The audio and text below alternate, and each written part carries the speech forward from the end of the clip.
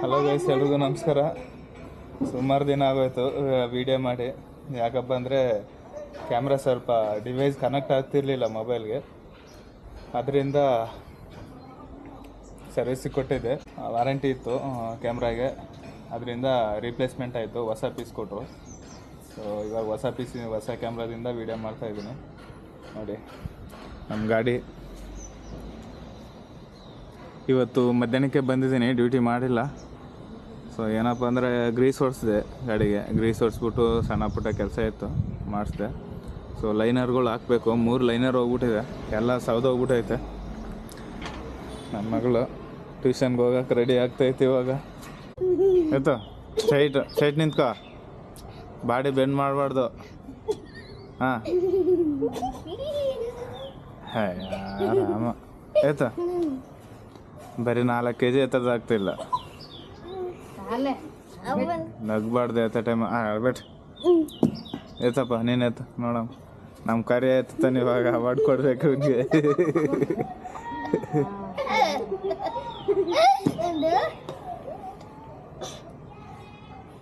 Body bend ಮಾಡಬಾರ್ದು, straight ಆಗಿರ್ಬೇಕು. ಎತ್ತ కొంచెం పెట్టదండి.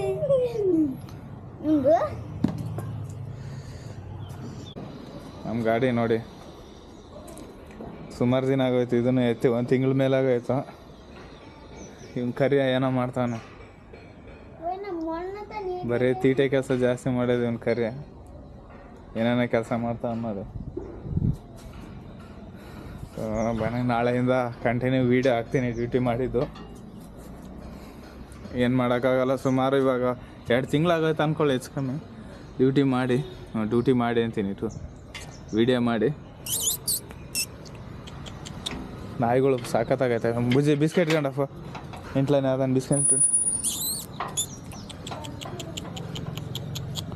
ಸಾಕು. ಎಷ್ಟು ಚೆನ್ನಾಗೈತೆ ನಾಯಿಗಳು. ಒಗಟು ಗುಡ್ಲೆ ಅದ ಸೂಡೆ ಮಂಜುಡು.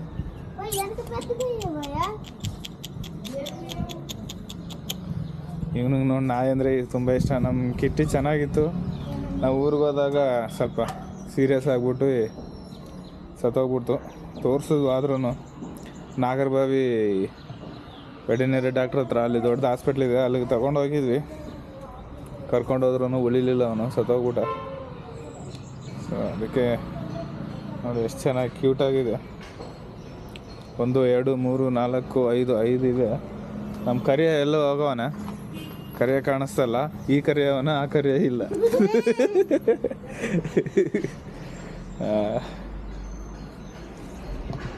ಸೊ ಗೈಸ್, ಇದು ನಾಳೆಯಿಂದ ಡ್ಯೂಟಿ ವಿಡಿಯೋ ಎಲ್ಲ ಪೂರ್ತಿ ಹಾಕಬೇಕು.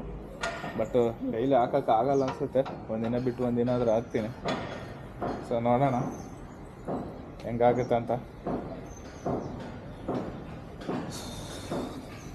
ಏನಿಲ್ಲ, ಜಾಸ್ತಿ ದಿನ ಆಗೋಯ್ತು. ಅದರಿಂದ ಇವಾಗ ಯೂಟ್ಯೂಬಲ್ಲಿ ವೀಡಿಯೋ ಹಾಕೋದಾ ಬೇಡ ಅಂತ ನೋಡ್ತಾ ಇದ್ದೀನಿ. ಅಪ್ಲೋಡ್ ಮಾಡೋದೇ ಬೇಡ ಅಂತ ಸುಮ್ಮನೆ. ಇವಾಗ ವೀಡಿಯೋ ಎಲ್ಲ ಎಡಿಟ್ ಮಾಡಿ ಅಪ್ಲೋಡ್ ಮಾಡೋಕ್ಕೆ ಸಿಕ್ಕಾಪಟ್ಟೆ ಟೈಮ್ ತೊಗೊಳ್ತದೆ. ನೈಟ್ 11 ಗಂಟೆ ಆಗೋಯ್ತದೆ ಮಲ್ಗೋಕ್ಕೆ.